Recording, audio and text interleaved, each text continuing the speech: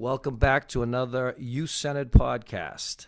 Rick Gorman, director of the North Andover Youth Center, and today I'm very excited to have our latest guest, North Andover High School junior Katie Murdoch, who's going to be talking to us a little bit about community service and service projects she's done. She's done some amazing things that you're about to hear about, and we want to hear about those things as well as maybe share how other kids can maybe have the same opportunities that she's had over the last few years. So, Katie, thanks for coming on the podcast. Thank you for having me today. Katie, for a lot of people that don't know you, I've obviously got to know you through your work here at the Youth Center and following your service projects you've done here, especially this last one. Tell our listeners a little bit about who is Katie Murdoch. I'm a junior at the North Andover High School. I'm involved in sports at the school. I do swimming and track, and I'm also part of youth council at the youth center for the last 3 years, which has been a great way to get involved in service opportunities as well. And I'm a camp counselor in the summer at Camp Nokomis, and I'm very passionate about my schoolwork. Absolutely. So when we asked you to come on, we've been following some of these things you've done, and I was amazed. I've been following this Nicaragua trip you did in 2018, but then I found out that you had been doing this pretty much regularly since 2012. When you first started, when did you first start getting interested in community service, and why? Well, I was really young because my parents raised me on a lot of community service. So when I was in first grade, I joined the St. Jude performance team. So I've been doing that since first grade, so the last 11 years. And in sixth grade, I was finally old enough to have the opportunity to go to St. Jude Children's Research Hospital in Memphis, Tennessee. And so I went with 50 other people, a lot of kids and adults because the team is a lot of kids. And I went down to the hospital and for 5 days, and we volunteered with the kids and worked with the kids. And after volunteering on this team for so many years, it was such an amazing experience to see where the money was going. So in 2012, you did go down to Memphis, Tennessee to the St. Jude Hospital. How old were you then? I was 12 years old. 12 years old. And how did you get down there?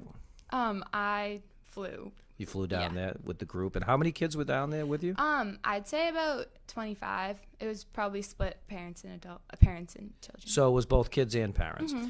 So the days you were down there, tell us what was an average day like down there at the St. Jude Hospital?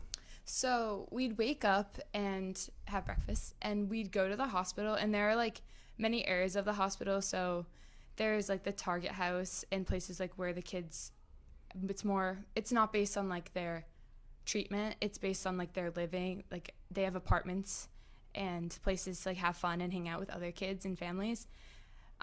Some days we'd go to the Target house and places like that to just hang out with the kids and make sure that they're having a good day and that each one of them feels special, and the siblings of the children as well, because no kid wants to be forgotten, or just so that the parents could have a second to go take a shower and not be worried that their kid was alone. So those are the days that we were more centered on just hanging out with the kids and playing games, and we'd play board games, or we'd dance for them because that's what we do as a team, and it's how we raise money. And there were also days when we were at the hospital where we were working with the kids there too, just playing games and making sure that they were having a good time because they're going through obviously a rough time in their life and fighting for their lives. So with that being one of your first trips, what kind of a feeling did you have when you flew back to Boston? I was feeling very empowered and motivated to continue my work with St. Jude Children's Research Hospital, because after seeing all the kids, you can't stop. Like, you just have to continue to fighting and keep raising money. And I think it's very special because the team is based off the idea of kids helping kids. So the team that dances, there's about 100 kids on it, ranging from first grade to there are college kids on it now. And I just felt like I was so inspired to continue with this service and this type of these types of organizations that I was involved in. That's great. In 2015, and I think it was through your church, you took a mission trip to upstate New York, Buffalo. Tell us a little bit about how that actually came about with your church, and take me through that experience up in Buffalo. So I got involved with my church at a young age, and all throughout we'd been doing service trips. And I always knew I wanted to do a mission trip that was out of state because my siblings had done a bunch of them, and I just was so excited to do it. So I was in my youth group, and I got confirmed in 8th grade at my church. And with that happening, I got the opportunity to go to Buffalo on my first mission trip through group mission trips. And after like raising money through service auctions and things like that, we rented a van and all of us traveled together. So there were about, I believe, 12 kids and 2 chaperones. And we drove to Buffalo. It was a long drive, but definitely worth it.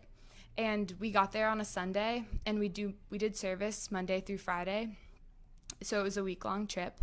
And we were separated into groups, and each of us had like a certain house. So the house I was working on, we had to scrape and paint it. It was a 2-story house, and you're with people from all over the country working together on this project. And it's amazing to see the work happening right before you, and meeting and spending time with the people you are helping, because a lot of the time they're out there with you and they're very engaged with you. That's awesome. And then the following year, in 2016, you headed down to Charleston, West Virginia on another mission trip. What was all that about? That was with the same group mission trips, and it was through my same church. It was the same type of trip, and I did the same type of work that year, but I just painted the interior and exterior of a house with a group from across the country.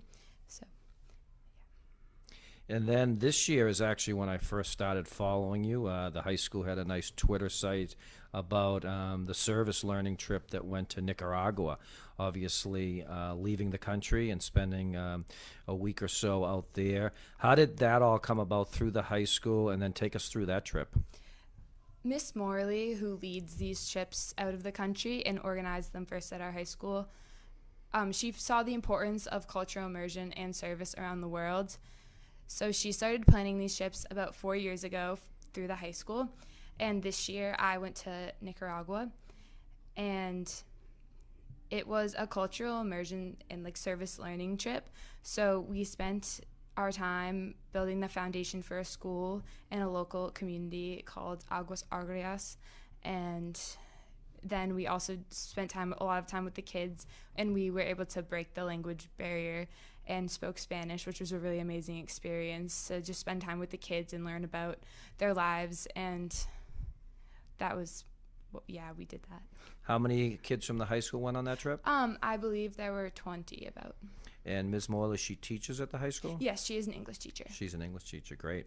Some amazing stuff that you've done, and that's not even all the stuff you do around this community. We often look that kids want to do community service, but they don't really know maybe how to do it or how to get involved. And, we were talking off the air that, sometimes I think kids are a little lazy and they could do a little more work on themselves trying to figure this out. But what advice do you have to that middle school or high school kid that listens to you today and says, hey, I want to be like Katie Murdoch and go on one of these service trips? How do they get about it? Who do they talk to? I think that you really have to take initiative of your own path for that, in that situation, because from experience, I've learned that you really have to just ask people and just continue to be like, is there anything I can do to help out in this program? And you have to continue to join programs. I didn't realize how amazing the youth center was until I applied to be on youth council, and through that you can do so many amazing so much amazing service work in North Andover and the surrounding communities. And at the high school, we have so many great clubs that you can do service through, like student ambassadors and best buddies. And I think you just really have to keep it on your radar and always keep looking for things. And there are always opportunities like Cor Unum, which is a place we go in youth council and through my church, and there are always places to go. So you mentioned Corunum. Demi speaks obviously very high of your involvement with our youth council. What are some other things this year's youth council did? So annually we plan the Powder Puff tournament at the high school in the fall, which the money that we raise is used to sponsor 2 kids at the Christmas gift drive at the youth center. We also plan the job fair, which is all open to all high schoolers at North Andover that are looking for jobs for this year. And we do a lot of smaller community involvement and service trips. These past few years, I've gone to Cor Unum and Project Home Again, and a lot of like book fairs for younger kids and fairs that they have in the winter. And there's just like a lot of small things around North Andover that are always like need help. Absolutely. Yeah. Let me talk a little bit about what you got out of community service. So obviously you're giving back, whether it's your own community or outside of our community here. But what did Katie Murdoch get out of all of those experiences, or what she continues to get out of all those experiences?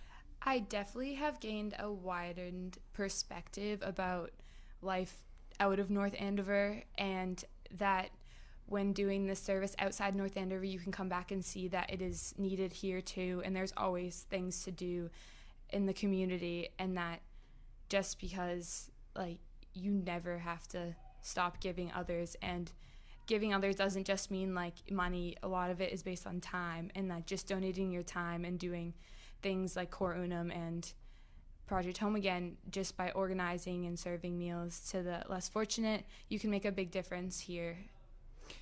Have you matured during this whole process, do you think? Yeah, I definitely think it's a big part of who I am today. I don't think I would be the same person I am today without all these experiences and meeting all these great people I have along the way. They've been great mentors to me, like through the youth center and through St. Jude. I've met so many great people who have taught me so many life lessons about being a good person and always doing your best and helping others and putting others before yourself. And I think that's a really important thing for all kids to have when they're growing up, and especially in middle school when you're very impressionable. Sure. You can tell that your parents and your family have done a great job raising you, and you're an amazing young woman. But talk up a little bit about who are some of those mentors, whether it's through the mission or your church, and various people maybe at the school or in the community that have kind of shown you the way a little bit, or at least been mentors and advocate for you. Okay, so Sherry Saroof, she started the St. Jude performance team, I believe 19 years ago, because next year will be the 20th year of the organization. And she's definitely a mentor for me, because she showed me that you can start, like she started like with a very small group of people and didn't have like many donations, and they started the first year raising $5,000, and this year we raised over $550,000, which is amazing to happen just like in New England in 19 years. And I think that she just showed me that if you have passion and you have perseverance, that you can do anything in life, and that with those things you can really help a lot of people, and that you can make an impact, which is a very important thing to learn, that your efforts are not, they're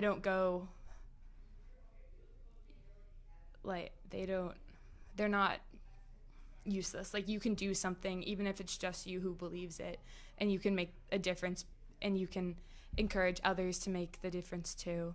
And I think that's a big part of all the other things I do with encouraging other people to pursue community service. Also, Demi and I've had 3 leaders for youth council these last 3 years. Michaela, Demi, and Diana, yes, sorry. Diana, and they've all been great.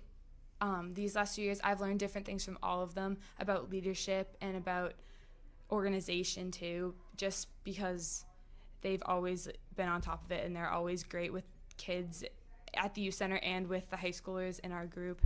And they've been mentors for always encouraging us to be the best we can be and helping out in the community and not letting us be lazy like you said high schoolers can tend to be. And we always come like ready to work and make a difference in the community. Absolutely. I'm a strong believer that community service should be almost mandated. I know that's a strong statement. Yeah. If I actually had the power to replace Chet Jackson for one day with you as principal of the high school, what's your take on community service? Because you've obviously done it. I know you're a believer in it. I think my reason of why I would almost like to see it mandated is I believe anybody who's ever done community service has been glad they've done it.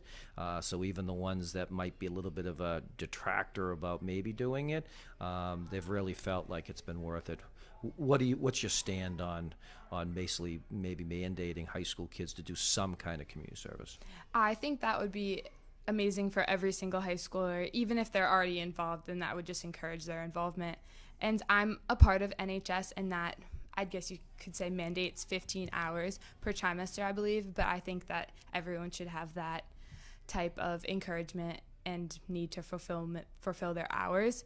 I think that even if it is required, that they would still get the same benefits if they jumped in wholeheartedly and really tried to enjoy the experience. And I think everyone would really benefit from that.